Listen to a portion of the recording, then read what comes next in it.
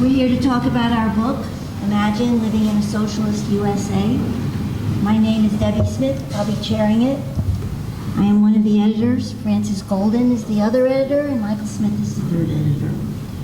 I'm going to tell you a little bit about the people who are here tonight. We have 31 people who have contributed, but I'm just going to tell you about who's here tonight. So, Frances Golden, almost 90 years old, has been a firebrand for her whole life. She heard the word socialist when she was 18 and met her husband-to-be. She said it sounded like a great idea. She got married at 20 when her activism began, and at almost 90, she's not stopped yet. In 1959, she helped organize New York's Lower East Side community to beat city development czar Robert Moses and save the Cooper Square neighborhood and its thousands of residents from urban renewal. She founded the Frances Golden Literary Agency almost 40 years ago, and it's still going strong, favoring books that help change the world. Now she says, let's free Mumia. Our second speaker will be Cliff Connor. Cliff joined the socialist movement in Atlanta, Georgia in 1967.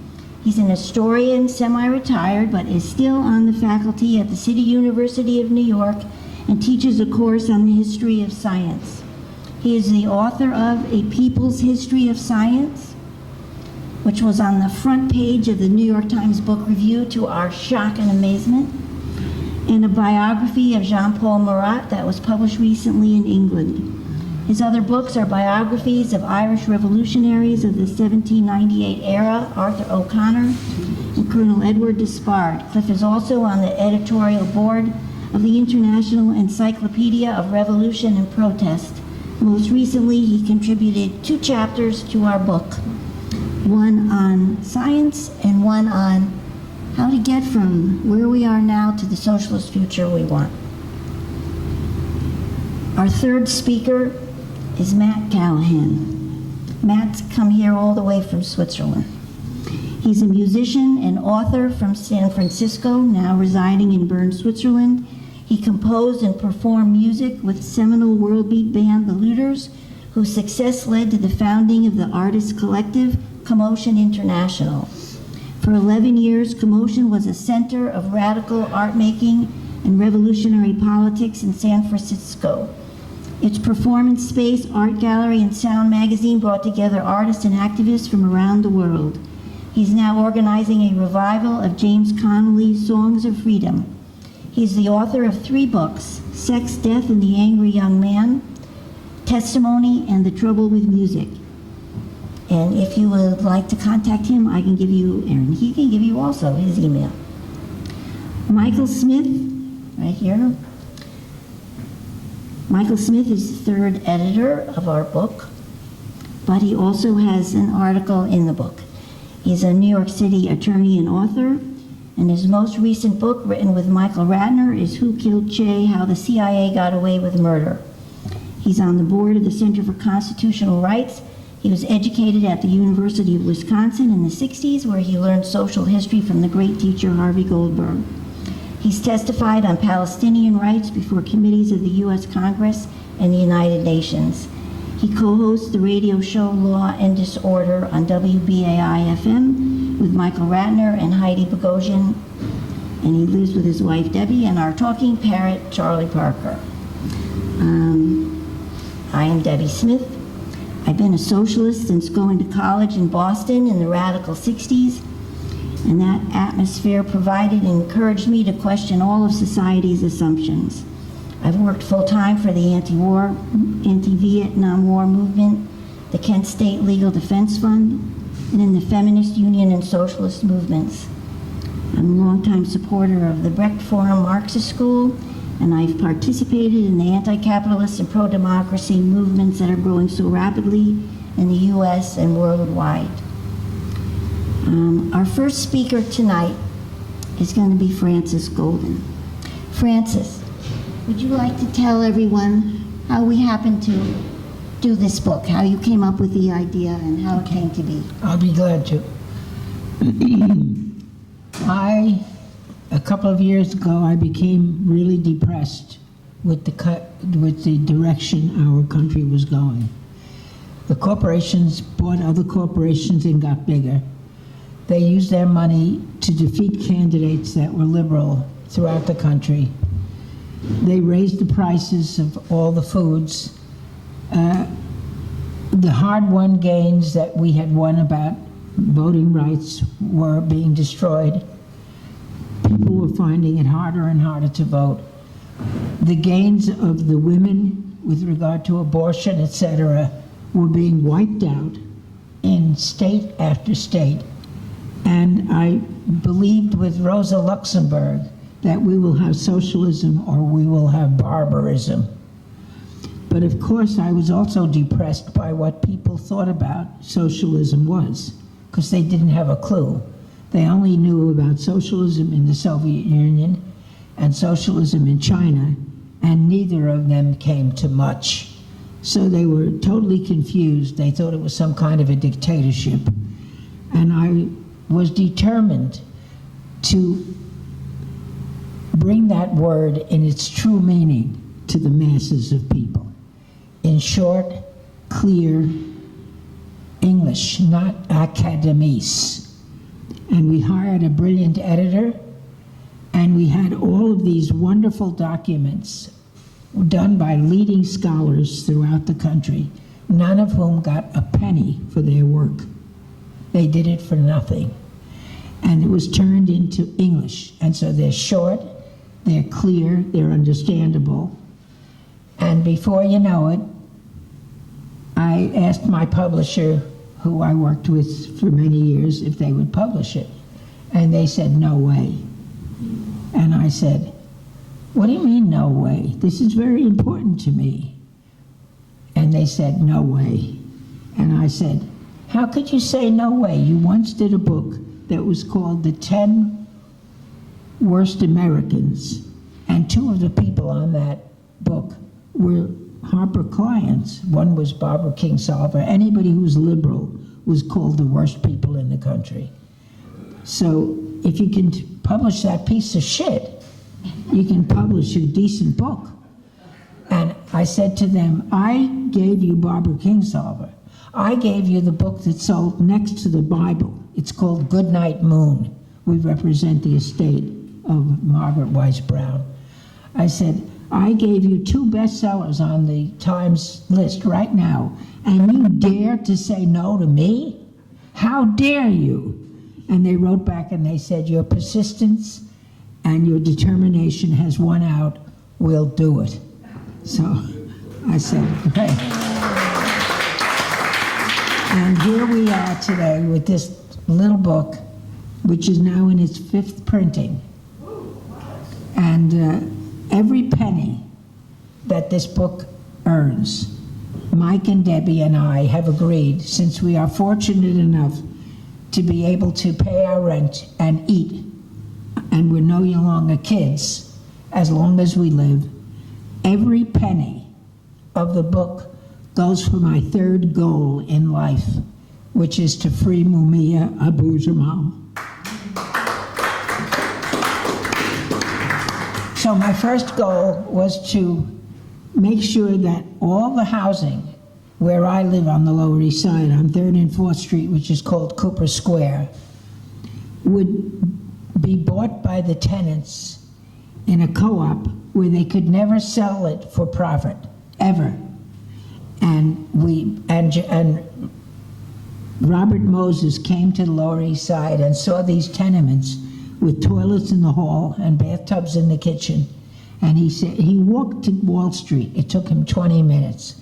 He said, I can tear down all these crappy slums, and I can bring in people who can pay more money, and they can walk to their jobs in Wall Street, and it'll be wonderful. He picked the wrong neighborhood. And we organized and we made dues for $1 a year, and everybody joined. And we not only defeated his plan to tear down the buildings, but he also wanted to build a throughway from the Hudson River to the East River, which would have destroyed Little Italy. It certainly would have destroyed Cooper Square. And we fought him, and we won. And when we beat Robert Moses, that's 45 years ago, well, this struggle is 54 years old. Everybody in the last 6 months, whether they lived in a studio where they paid $200 a month, or a 3-bedroom where they paid $700 a month, everybody bought their apartment for $250, and they are secure for 198 years. After that, I don't worry anymore. So the first goal was to beat Robert Moses and to preserve the Cooper Square community. The second goal was this book, which is now in my hand. And the third goal is to free Mumia, and all the money from this book will go for that cause. So as long as I'm alive, I will fight to see Mumia free, and I want to take bets that that's going to happen. Thank you very much.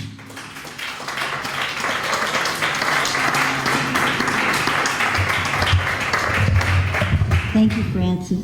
Our next speaker will be Cliff Connor. He will be speaking about the article he wrote called Prometheus Completely Unbound, What Science and Technology Could Accomplish in a Socialist America. Okay, Cliff. Thank you. As Debbie said, I'm going to talk about one of the 2 chapters I wrote, which was about what science and technology could accomplish in a socialist society.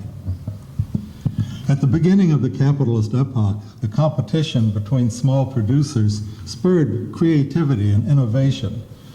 But today, a handful of too-big-to-fail conglomerates dominate the economy, reducing competition to a minor role.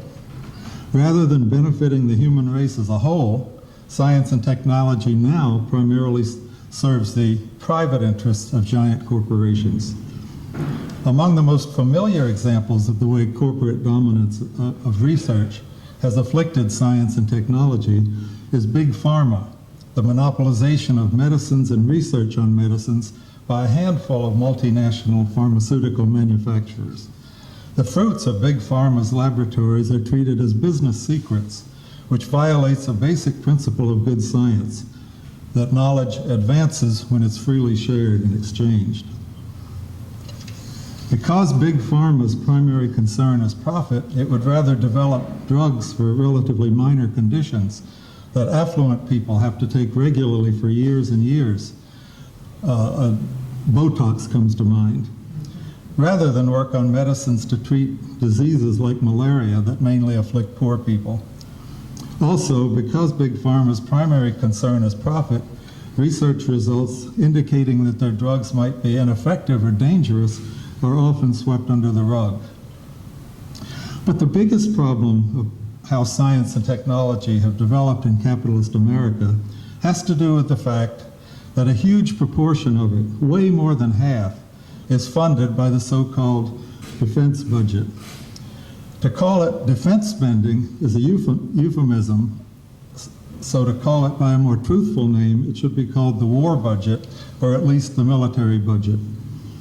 Anyway, more than half of all federal spending on research for science and technology is officially accounted for in the war budget, more than half. And that's just the official part. Much more of the science spending has been on war research in disguise. The U.S. space program, for example, was largely motivated by its potential military applications.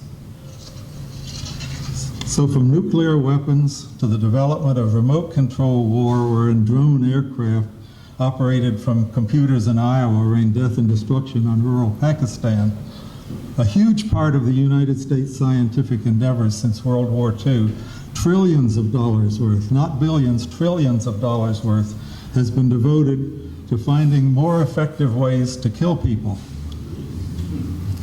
In addition to the subordination of science to military purposes, there's another arena in which the consequences might even be worse.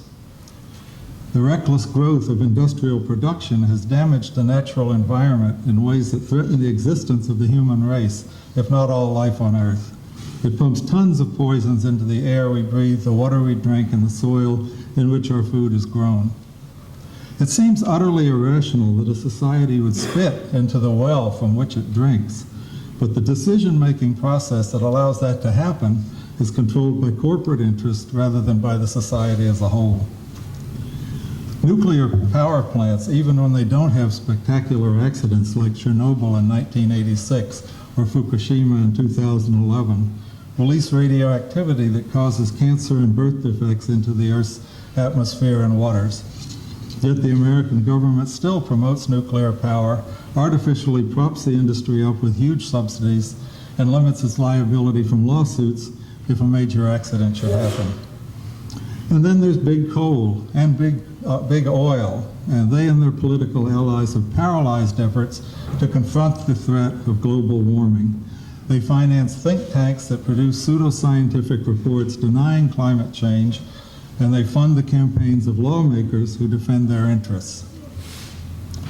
So here's the bottom line. The science establishment in the United States has produced many technological marvels, but their primary purpose has not been to improve the human condition. The innovations that have been beneficial have for the most part been accidental byproducts of military research, such as radar and the internet. The change of priorities accompanying a socialist transformation of North America would redirect an immense amount of scientific talent and resources toward conquering hunger, poverty, and disease throughout the world. Socialized research and development, centrally planned but democratically controlled, would remove the obstacles that private interests have placed in the way of the free development of science. Who can imagine, for example, what medical science might be able to accomplish if liberated from the clutches of big pharma and the financial predators of the insurance industry? In a society geared toward serving human needs, labor-saving technology wouldn't lead to workers losing their jobs, but to reducing their working hours without a reduction in pay. And by not ignoring the social costs of technological progress, instead of greasing the slippery slope to environmental destruction, new technology could actually help pull us out of this mess that capitalism has created. Before I conclude, I'll say that I'm not going to say anything about one of the main parts of my chapter in the book that you might find very interesting, and that is the proof, historical proof, that you can have good science, innovation, without the profit motive. And the proof, I can't go into detail here, but is what Cuba has been able to achieve wonderful leadership in the biotechnological field and medical fields without the profit motive to drive it. So in conclusion, let me sum all of this up. Hydrogen bombs, killer drones, the NSA spying on every one of us, big oil, big coal, big pharma. Those are the fruits of big science in the capitalist world today. Is there anyone anywhere with half a brain who can't see that science and technology could be put to better use? Thank you. Thank you, Cliff. Our next speaker will be Matt Callahan. He wrote Imagining Art After Capitalism. Matt, you begin your article by asking, what will art and art making become once capitalism is a thing of the past? I'll try to quickly summarize the content of the chapter and encourage everyone to read it. I also want to start by saying that in approaching this problem, I recognize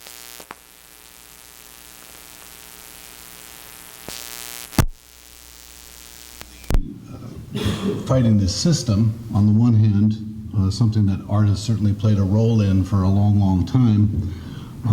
All the depredations of capitalism, not necessarily the capitalist system itself, but all the things that people have suffered have certainly been fought against in art form.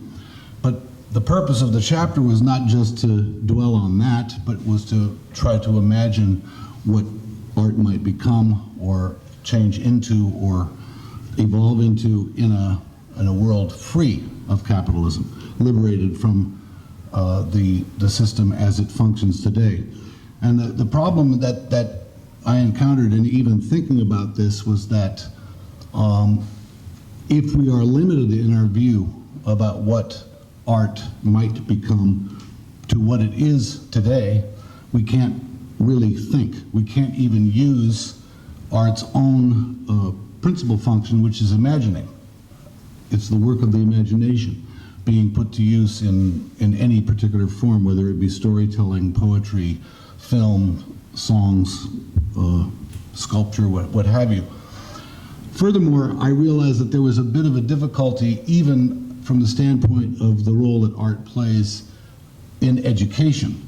That, for example, the role that art actually plays in educating children and the way it functions as an educating tool for people who are not artists. And this question is something that I try to deal with in the chapter in some depth, because that we have been trained, if you will, to look at art as property, as celebrity, as something that we observe. There are objects being created for sale or consumption, and that we have been trained to idolize the creator, the celebrity creators of these arts. So we tend to completely forget the role that it actually plays in socializing children, in informing them in a different way than, say, science education informs or mathematics informs them, and so on.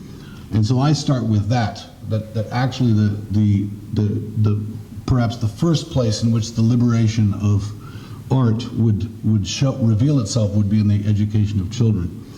On the other hand, there's the question of the education of artists, and how are artists to be trained to view themselves and their work in a situation in which they are not being, you might say, coerced or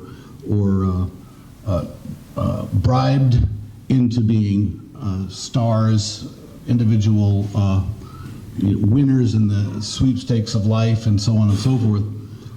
And in fact, what that requires is, first of all, a dismantling of the structures that dominate the production of art under capitalism. It's not just going to be a question of, well, we're going to have the publishing industry, we're going to have the film industry, we're going to have the music industry, we're going to have the Ford Foundation and all the rest of it, but they're just going to be good people running it. All of that has to be dismantled. And one of the things that Americans in particular have a difficult time grasping is that really the production of art, which ostensibly is an expression, a free expression guaranteed by the First Amendment, is somehow not connected to the state. But in fact, speaking as a musician, I've long recognized that actually under the form of capitalism is taken in the United States, it actually has been a function, it's an arm of the state. And so control, if control in a socialist society is given over to the people, and there are the means devised whereby everyone can participate in the decision-making process, the decision-making about how resources are allocated and what they're going to be directed towards, then you have a completely different relationship between artists themselves, people who have special skills or have a special desire to devote themselves to their craft and bring that to the service of a new society, and to whom are they beholden, or to whom are they going to appeal for support.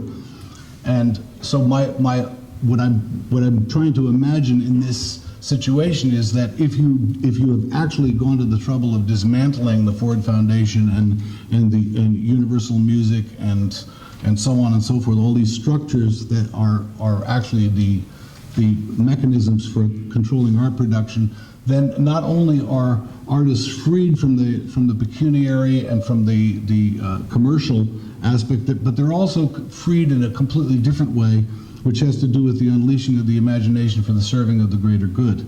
And what does that actually do? So on the one side, you have a negation, a negative aspect, which you might say the revolutionary overthrow of capitalism entails, but you also have an affirmation where the release of the energies and the creativity that are actually inherent in art making, in other words, the imagination, come to the fore. And what the conflict or the struggle is inevitable. There will always be conflict over who decides and what projects or what art should be funded and so on and so forth. But that conflict will be resolved in a completely different way. instead of artists going and begging and pleading with bean counters and executives at you know, the moguls who decide who's going to get funded and so forth, I would imagine artists going to communities, to basically the organizations that are built to serve the needs of the people, which would probably include artists themselves, other artists, members of the communities involved, as well as untrained, quote, untrained people, meaning average people who are not necessarily specifically trained in art making, so that a decision is made over what will actually serve the greater good in any particular case. And that also brought me to another point, which was the question about local, regional versus global, blockbuster, whatever. And that I think that I imagine that there will be a much greater emphasis in a socialist society on the diversity of expression that happens on a local and particular level, as opposed to the blockbuster hit, which is dumbed down to the lowest common denominator so it can be sold everywhere in the world. That does not preclude the idea of a song or a film or a book enjoying such enormous popularity that it becomes worldwide in its reach. But the emphasis would change from the manufacture of things that are easily sold to anyone, anywhere, to the things that are actually representative of communities on a local and regional basis. That would also put the power of decision into the hands of local communities, along with the power of art making. And this raises a couple of other, you might say, derivative questions. And one is that the experience of previous socialist countries have certainly, have to be examined. How was art actually treated in the Soviet Union, or artists were treated in China, or artists treated in Cuba? I don't go into that in great detail because it would be a whole article in itself. But I think it's very important for people to recognize that the crucial distinction between the process of making art and the qualities that I imagine we would be bringing to bear on the process of art making and so on, would be informed by those experiences, good and bad, whether they are examples that we don't want to repeat, which is, of course, the kinds of things of, everybody's heard of Shostakovich and his battles with the Politburo and so on. And there is, as Francis said earlier, there's this sort of image of socialism being a dictatorship that rules over specifically artists, and that somehow artists have enjoyed greater freedom in America than anywhere else. And again, it's outside the scope of this talk or my chapter to talk about how big a lie that actually is.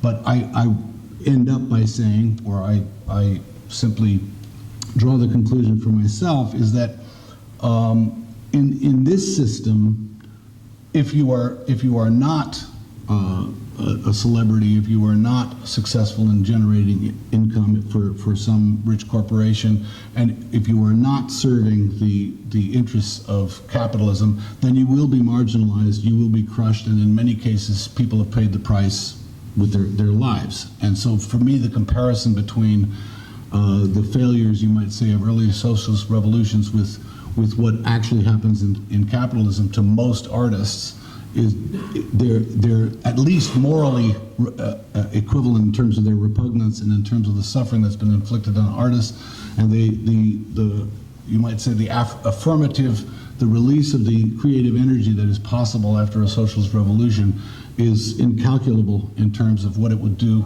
to free the imagination.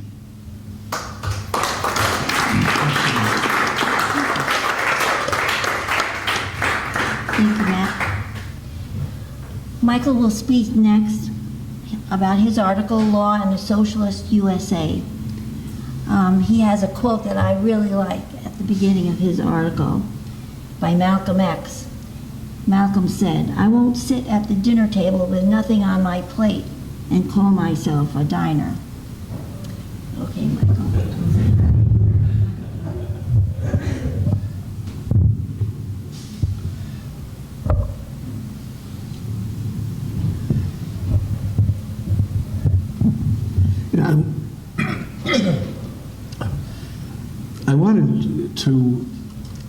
elaborate on the juicy irony of HarperCollins publishing our book.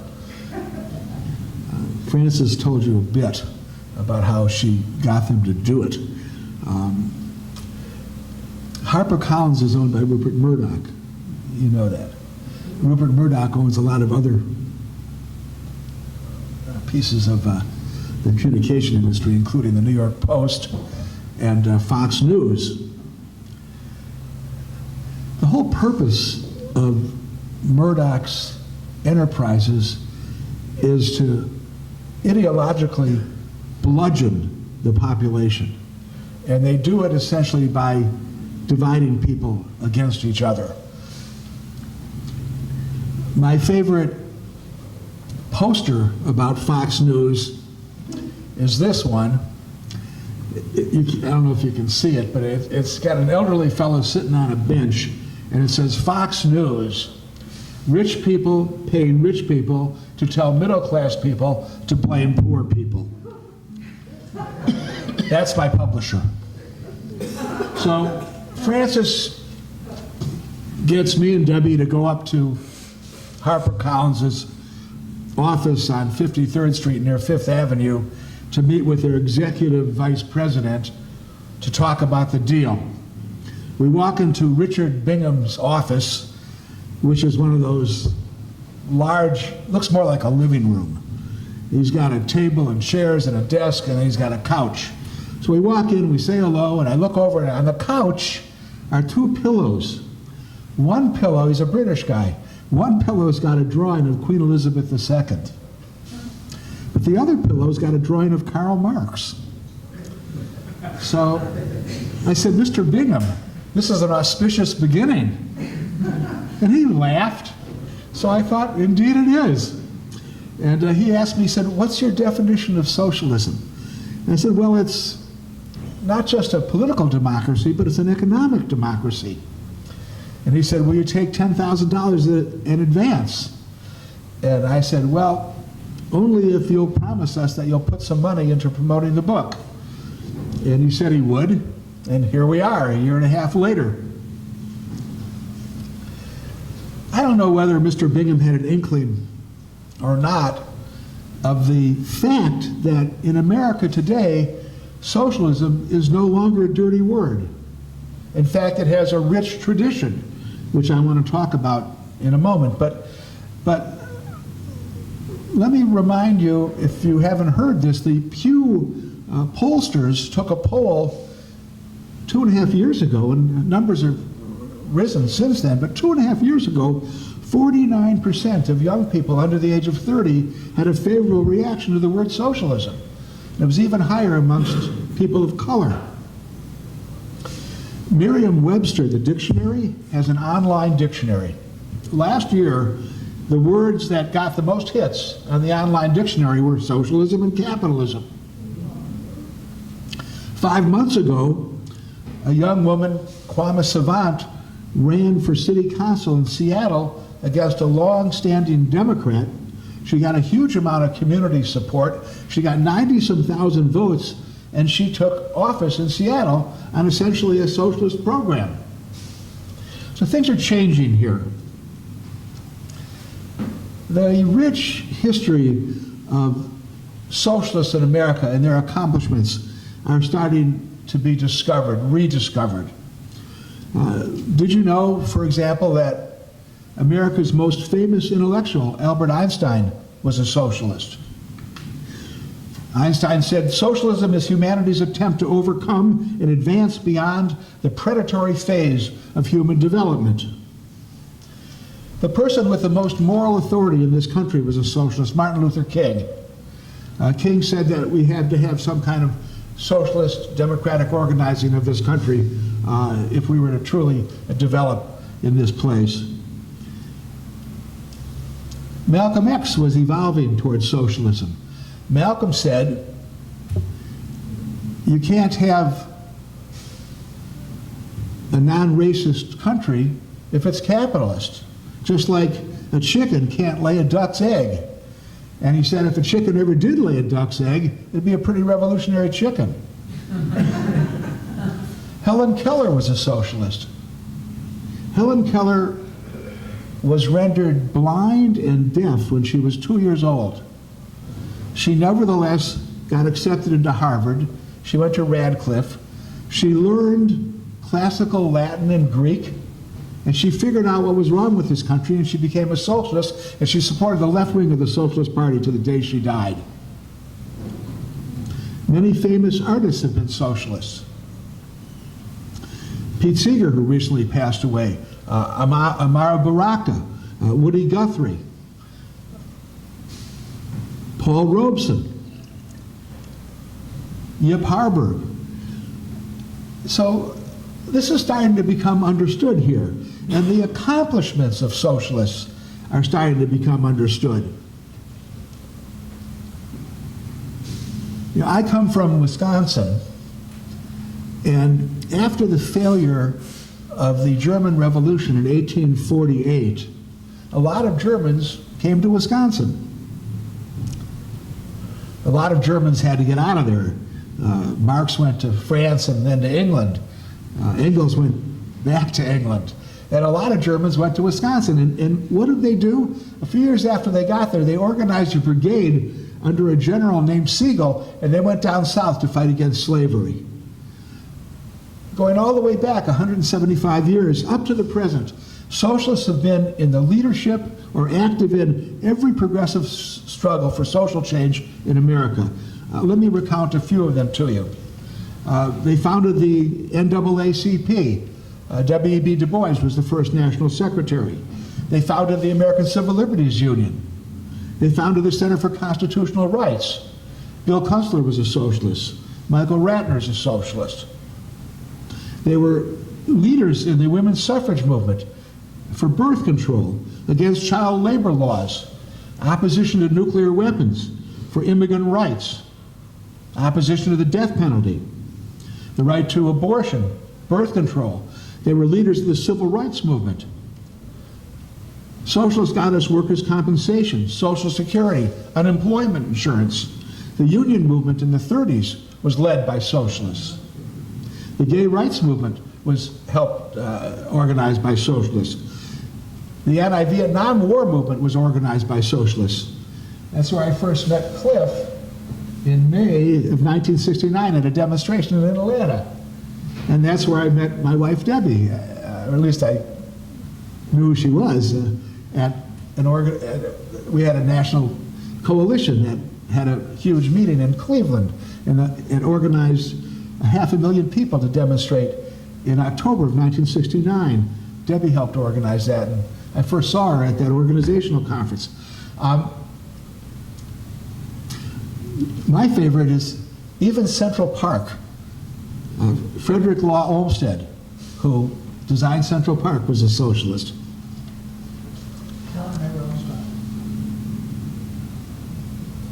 If you say so.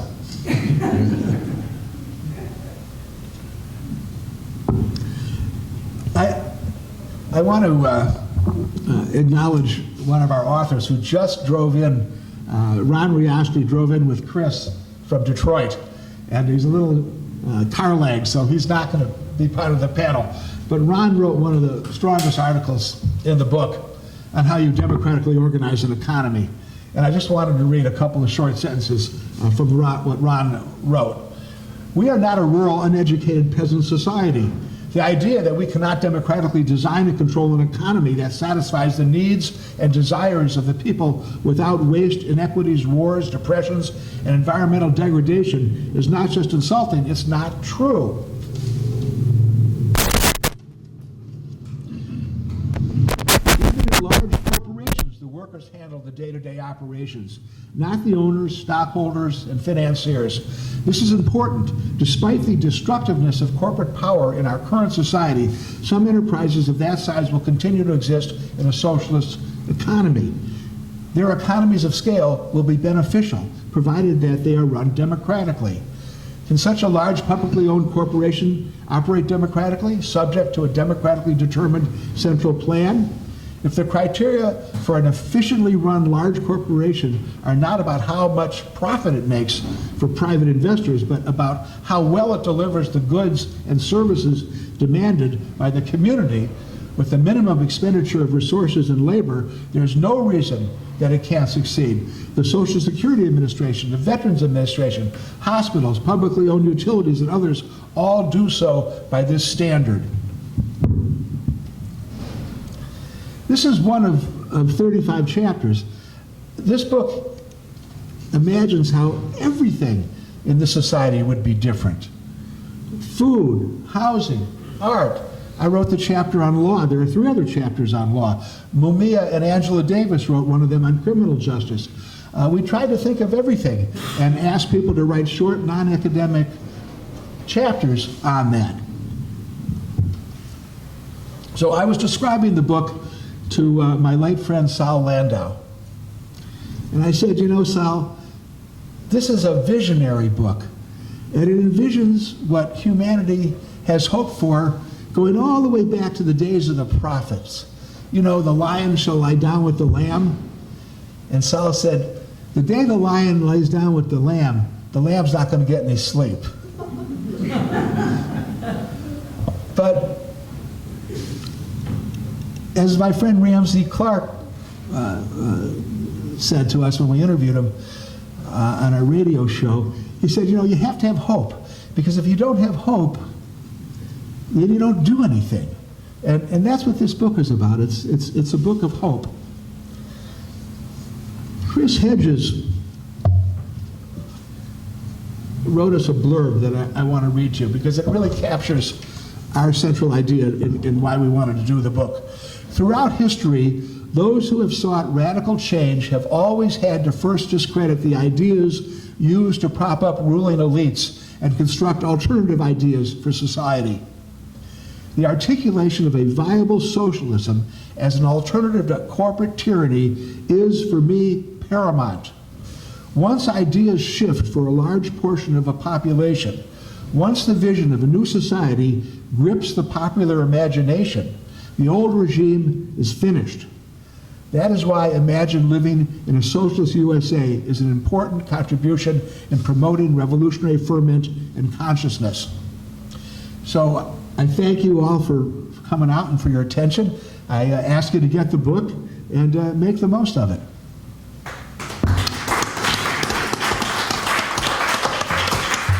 Anybody have a question or a comment?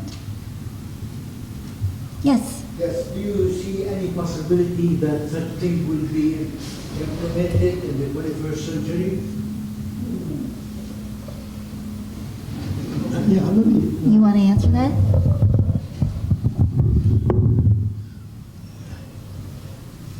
Well, let me answer you in the negative. If it's not, I think we're screwed. Both the first chapter in the book and one of the last chapters is on ecology. And without being dramatic, we're doomed unless this economy is brought under some kind of rational control. They're destroying the planet on which we live. And Joel Covell's chapter explains why. Essentially, capitalism has to grow. It accumulates and it grows. It's like a metastasized cancer. And nature is finite. And they've come into collision, and you see what's happened. So I think that if we're going to survive that impending crisis, as well as others, there's always the possibility, has been since 1945, of a nuclear attack. Clearly, this economy is in a permanent unstable condition. But most importantly, I think the ecological disaster that's looming. And unless people come to grips with that and start to understand that and take control and develop the kind of society we're talking about, you know, we're in trouble. So my answer is, I hope so. Did anybody else want to say something?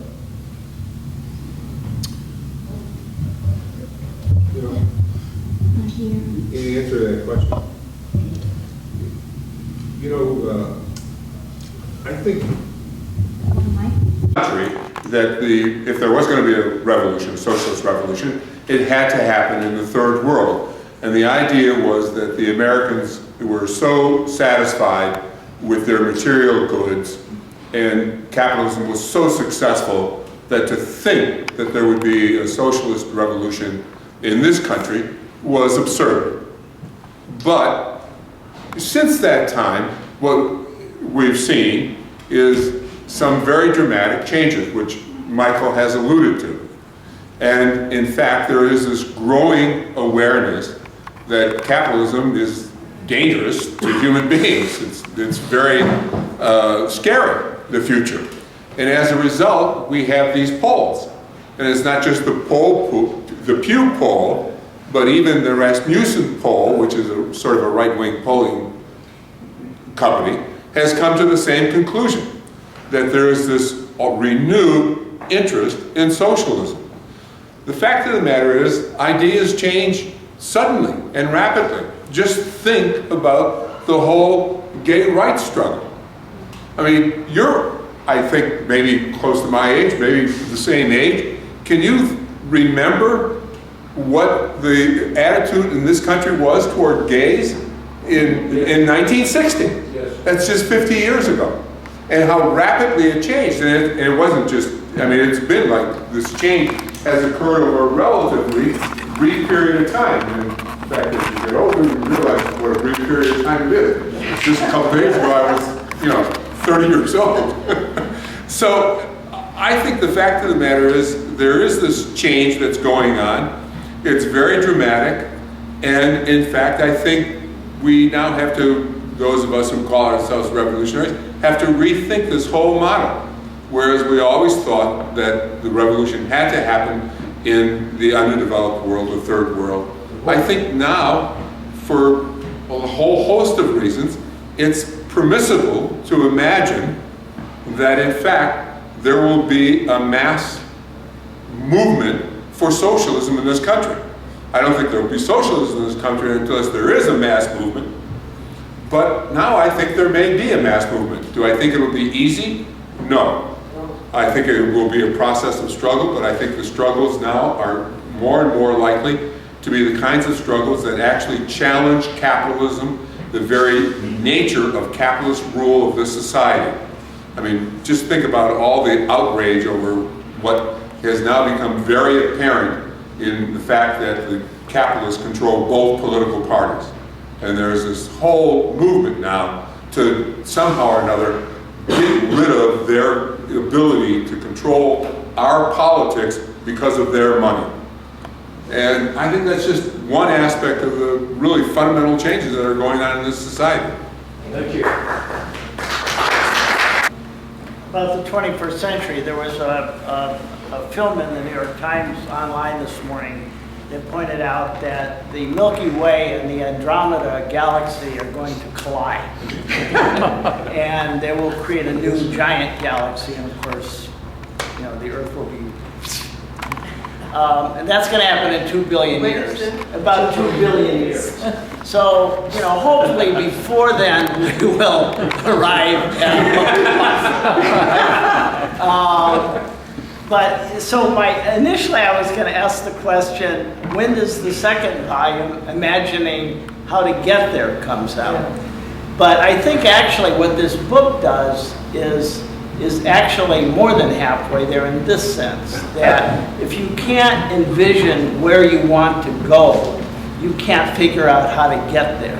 And if you can't envision the kind of world that we need to live in and can live in, then you can't figure out how to get there. And I think, from just listening briefly to what you guys have said in my reading of the book, I think that it accomplishes a great deal in helping people in very practical ways to think about how we might be able to live now if we could muster our energies to get there. So I just want to compliment you on actually going a long way to raising the second question of how do we get there by visualizing for us where we want to go to.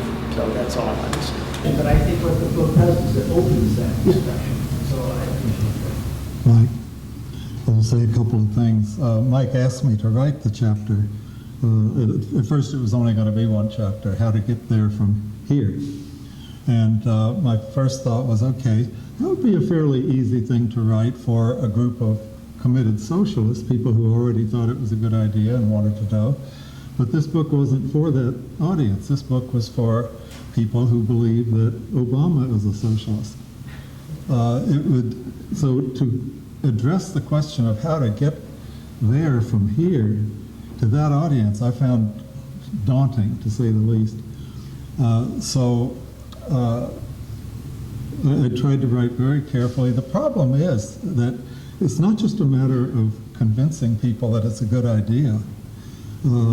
You could have 95% of the population as convinced as I am that it's absolutely necessary to survival, and still it would be a tremendous struggle because those other 5%, we call them the 1% or the 1/10 of 1%, control the resources of this country. And so it's a daunting problem. And I'll give you I was speaking to a group of young socialists in Canada, and they asked me this question. They're very frustrated. Socialism is wonderful. How do we get there from here? What do we do? And I said, well, there's a long answer and a short answer. The long answer is the chapter I wrote in the book, and that's the best I can do. The short answer is I gave them a 5-step program. Educate, this is for socialists, what socialists should do to try to bring about a socialist world. Educate, organize, mobilize, fight, take state power. And that's it. Does anyone I else- think, Oh, okay, sorry, go ahead, Jim. I think that all of us individually are much more powerful than we think we are. In California, where one of my daughters lives, in San Francisco, 6 old women, 2 of them in wheelchairs, walkers, and canes, go to a local bank, the worst bank, like in New York, it's Citibank, and the equivalent in San Francisco.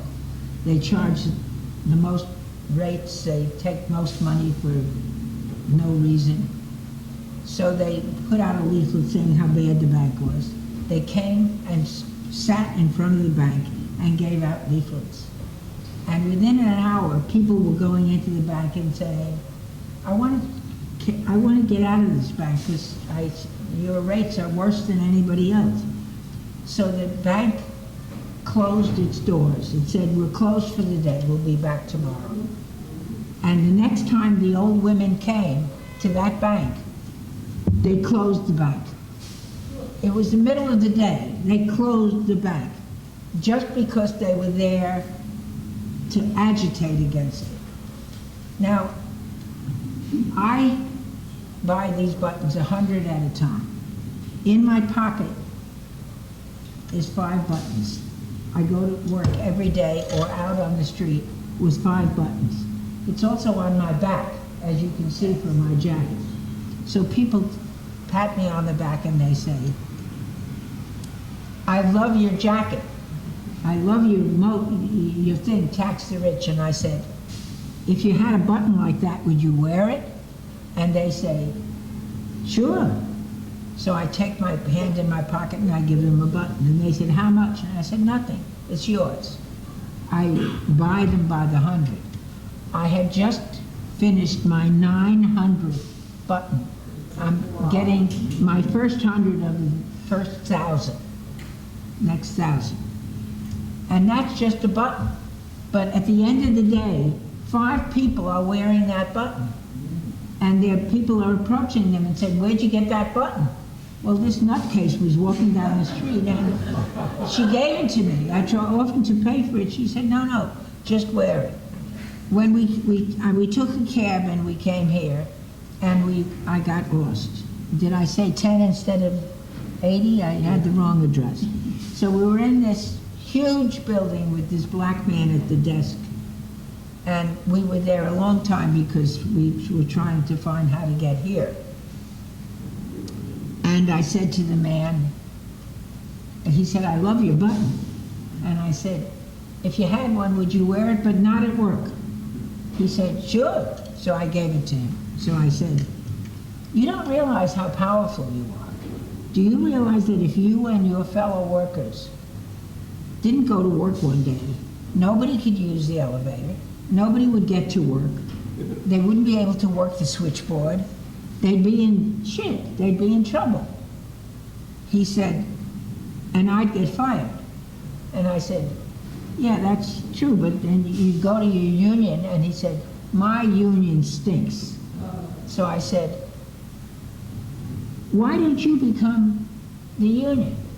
Why don't you guys get together and say, my union stinks?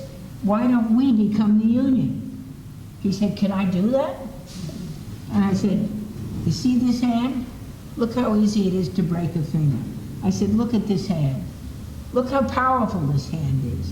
All you have to do is get together and say, we want a union that represents us, and we want to be the union.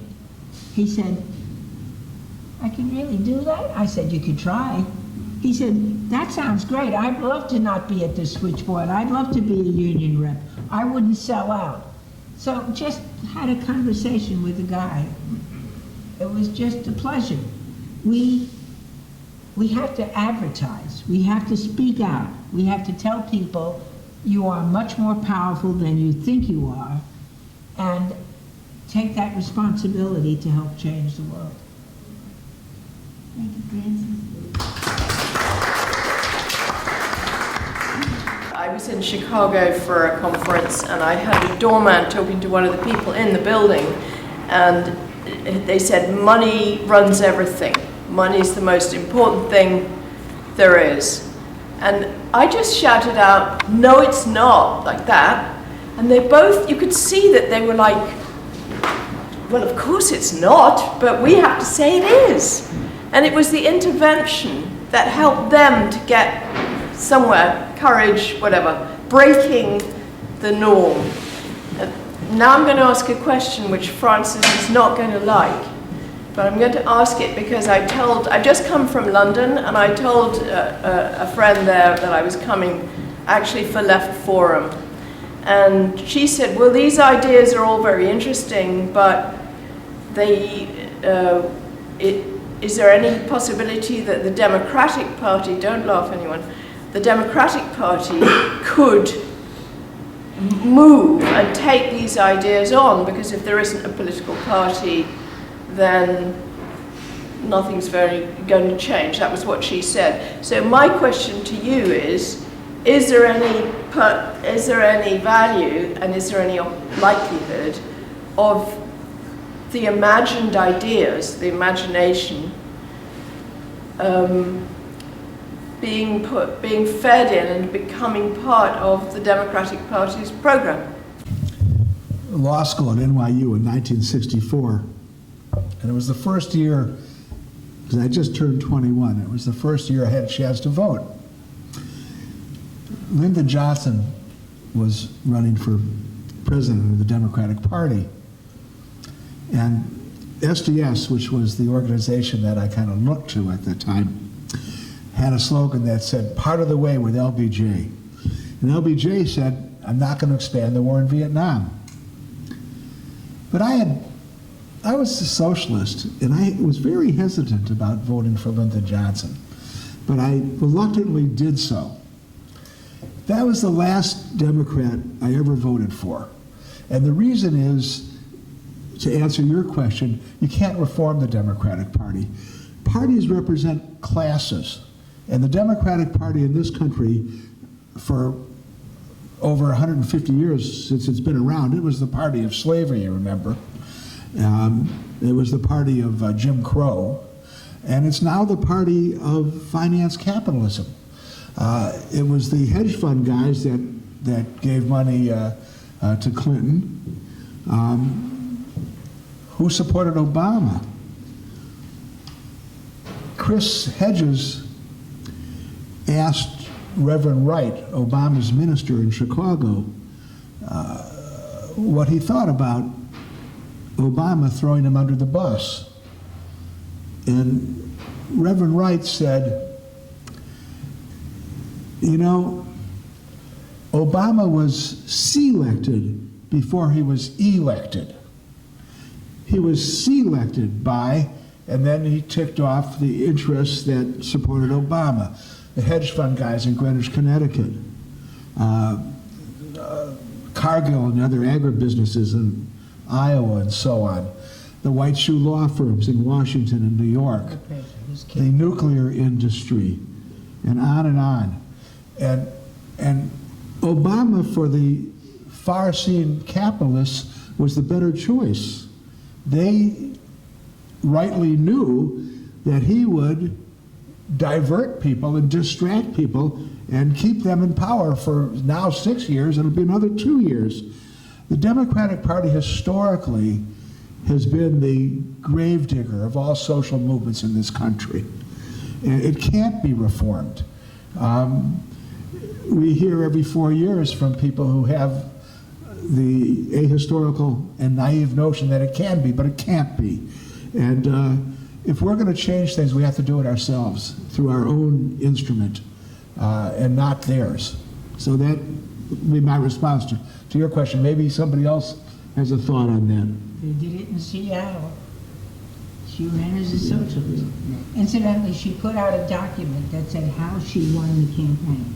And if you write to her, they will send you this document exactly how they won, how she won that election, getting more votes than anybody else, and how she became a member as a socialist. And it's fascinating. And it's hard work, but it's doable. It's doable.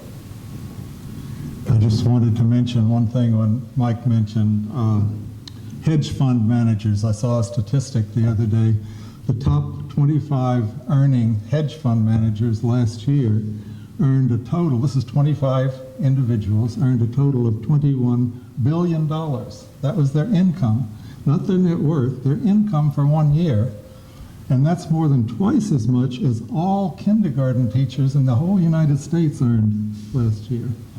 So you can imagine if we could do something about this income and wealth inequality, what could be done to improve education in this country? You can internationalize this. This is exactly what happened to Nelson Mandela.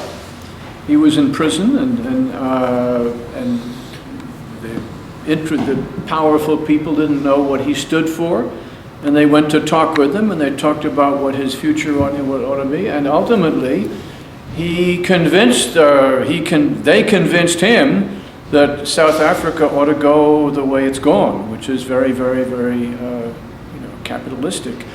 And I doubt that the ANC can ever be reformed. But it's an interesting how that phenomenon is not just American, it happens throughout the world. Michael, let me ask you, I have the first edition of this book. Ooh. And now that you say you've been through 5, maybe you can tell us a bit about who is it that is buying this book, and where is it getting its resonance? Because I think this is fascinating. And to what extent do you see this resonating in universities, particularly? That this book was going to take off was when we had 350 people come to the book launch, including our friend from London, and C-SPAN came and filmed it. And then a month later, the New York Public Library on Fifth Avenue asked us if we'd do a reading there. We went on Democracy Now!, Francis and I, and sales of the book spiked on Amazon up to 115, which seemed to me to be not very impressive, but Francis tells me that's really terrific, because it was the 115th best-selling book in the world, and the #1 political science book. Debbie and I went on a mini tour of the Midwest, and with the exception of Madison, where we were up against some competition, but the other 3 cities we went to, we had standing room only in the bookstores that we went to. Who's reading it? I don't know. I mean, I hope that it's not just people in our generation. The aim of the book was to get it out to young people. We haven't had a chance yet to determine what kind of classroom adoptions it's getting, because that's just started. But we hope it gets out to schools that way. Debbie's in charge of sales at the Left Forum tomorrow. The Left Forum, unfortunately, is mostly people of our generation, but we'll see who buys it there. And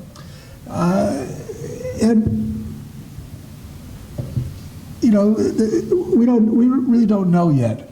I can't give you a complete answer yet because the book has only been out for a couple of months.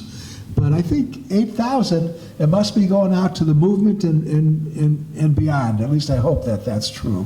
When we got them to do this book, I had wonderful visions of what's the name of the head of the of HarperCollins?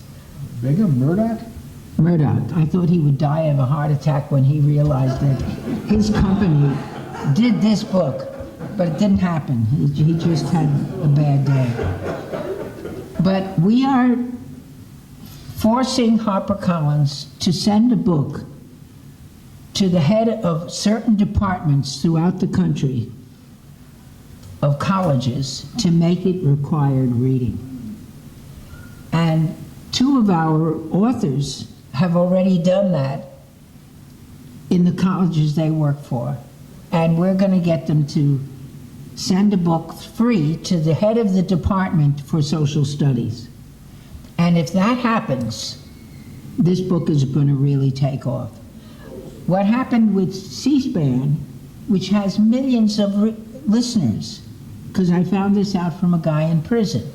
They had 5 people speaking at the launch, and when they brought it back 2 weeks later, they used 5 different people.